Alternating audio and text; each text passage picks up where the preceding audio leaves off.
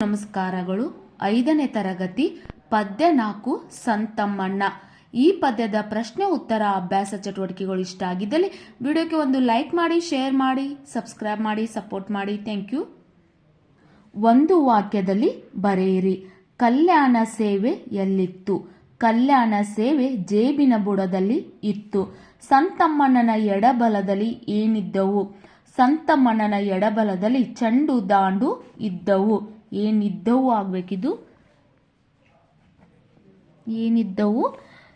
ಚೆಂಡು ದಾಂಡು ಇದ್ದವು. ಕತ್ತೂರಿ ಚಂದ್ರ ಎಲ್ಲಿದೆ? ಕತ್ತೂರಿ ಚಂದ್ರ ಹಣೆಯಲ್ಲಿರುವುದು. ಸಂತಮ್ಮನ ಮರು ಮಾತಾಡಿದರೆ ಹೇಗಿರುತ್ತದೆ? ಸಂತಮ್ಮನ ಮರು ಮಾತಾಡಿದರೆ ಸಿಡಿಲು ಗುಡುಗು ಹಾಗೆ ಇರುತ್ತದೆ. ತುಂಟರ ಗುರು ಯಾರು? ತುಂಟರ ಗುರು ಸಂತಮ್ಮನ. 2-3 ವಾಕ್ಯದಲ್ಲಿ ಉತ್ತರಿಸಿ. ಸಂತಮ್ಮಣ್ಣನ ಜೇಬಿನ ಬುಡದಲ್ಲಿ ಏನೇನು ಇದ್ದವು? ಸಂತಮ್ಮಣ್ಣನ ಜೇಬಿನ ಬುಡದಲ್ಲಿ ಕಲ್ಯಾಣ ಸೇವೆ, ಪುಟಾಣಿಯ ಪೂರಿ ಮತ್ತು ಗೋಲಿ ಬಳಪ ಇದ್ದವು. ಪಟಾಸು ಪೆಟ್ಲು ಮತ್ತು ಕಾಸಿನ ಸಾಲುಗಳು ಎಲ್ಲಿದ್ದವು? ಪಟಾಸು ಪೆಟ್ಲು ಒಳ ಜೇಬಲಿ ಮತ್ತು ಕಾಸಿನ ಸಾಲು ಕಳ್ಳ ಜೇಬಲಿ ಇದ್ದವು. ಸಂತಮ್ಮಣ್ಣನ ಹಣೆ, ಕಣ್ಣು, ಗಲ್ಲಗಳು ಹೇಗೆ ವರ್ಣನೆಗೊಂಡವು? ಸಂತಮ್ಮಣ್ಣನ ಹಣೆಯಲ್ಲಿ ಕತ್ತೂರಿ ಚಂದ್ರ ಇದೆ. ಸಂಜೆಯ ಶುಕ್ರನ ಹೊಳಪು ಕಣ್ಣಲ್ಲಿದೆ ಮತ್ತು ಗಲ್ಲದ ಮೇಲೆ ಬೆಳದಿಂಗಳು ಇದೆ ಎಂದು ವರ್ಣಿಸಿದ್ದಾರೆ. ನಿಸರ್ಗದ ಯಾವೆಲ್ಲ ಸಂಗತಿಗಳೊಂದಿಗೆ ಸಂತಮ್ಮನನ್ನು ಹೋಲಿಸಲಾಗಿದೆ? ನಿಸರ್ಗದ ಸಂಗತಿಗಳೊಂದಿಗೆ ಹೂವಿನ ಸಿಡಿಲು, ಗುಡುಗು, ಆನೆಯ ಕಲ್ಮಳೆ, ಸುಂಟರ ಗಾಳಿ, ಬೆಳದಿಂಗಳು, ಕತ್ತೂರಿ ಚಂದ್ರ, ಸಂಜೆಯ ಶುಕ್ರ ಇವುಗಳೊಂದಿಗೆ ಸಂತಮ್ಮನನ್ನು ಹೋಲಿಸಲಾಗಿದೆ. ಬಿಟ್ಟ ಸ್ಥಳಗಳನ್ನು ಕೊಟ್ಟಿರುವ 4 ಆಯ್ಕೆಗಳಲ್ಲಿ ಸರಿಯಾದದನ್ನು ಆರಿಸಿ ಬರೆಯಿರಿ.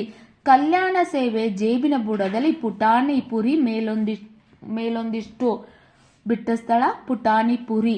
ಚೆಂಡು ದಾಂಡು ಎಡಬಲದಲ್ಲಿ, ಬಂದ ಸಂತಮ್ಮನ. ಸಂಜೆಯ ಶುಕ್ರ ಕಣ್ಣಲ್ಲಿ, ಬೆಳದಿಂಗಳು ಗಲ್ಲದ ಮೇಲೆ. ಕರೆಕ್ಟ್. ಬಿಟ್ಟ ಸ್ಥಳ ಕಣ್ಣಲ್ಲಿ. ನೆಕ್ಸ್ಟ್, ಬಾರೋ ಬಾರೋ ಸಿಡಿಲಿನ ಮರಿಯೇ. ಸಿಡಿಲಿನ ಅನ್ನೋದು ಇಲ್ಲಿ ಬಿಟ್ಟ ಸ್ಥಳ ಆಗತ್ತೆ.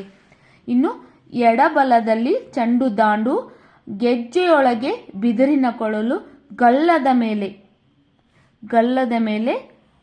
ಬೆಳದಿಂಗಳು. 3ನೇ ಬಾರಿ ಆನೆಯ ಕಲ್ಮಳೆ. ಇದು ಮ್ಯಾಚ್ ದ ಫಾಲೋಯಿಂಗ್.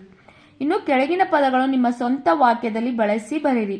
ಗೋಲಿ ಬಳಪ. ಮಕ್ಕಳು ಗೋಲಿ ಬಳಪ ಇಷ್ಟಪಡುತ್ತಾರೆ. ಚೆಂಡು ದಾಂಡು. ನಾನು ಚೆಂಡು ದಾಂಡು ಆಡುತ್ತೇನೆ. ಬೆಳದಿಂಗಳು. ಹುಣ್ಣಿಮೆಯ ದಿನ ಬಹಳ ಬೆಳದಿಂಗಳು ಇರುತ್ತದೆ. ಇದು ನನ್ನ ಸ್ಟೂಡೆಂಟ್ ಬರೆದಿದ್ದಾಳೆ, ಅದಕ್ಕೆ ನಾನು ಕರೆಕ್ಟ್ ಮಾಡ್ತಾ ಇದ್ದೀನಿ. ಇರುತ್ತದೆ. ಹುಣ್ಣಿಮೆಯ ದಿನ ಬಹಳ ಬೆಳದಿಂಗಳು ಇರುತ್ತದೆ. ಸುಂಟರ ಗಾಳಿ. ಬಿಸಿಲಿನ ಕಾಲದಲ್ಲಿ ಸುಂಟರ ಗಾಳಿ ಹೆಚ್ಚಾಗಿ ಬರುತ್ತದೆ.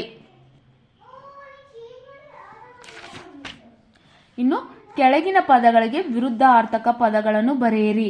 ಎಡ, ಬಲ, ಬುಡ, ತುದಿ, ಬಂದ, ಹೋದ, ಸಣ್ಣ, ದೊಡ್ಡ, ಮೇಲೆ, ಕೆಳಗೆ, ಒಳ, ಹೊರ.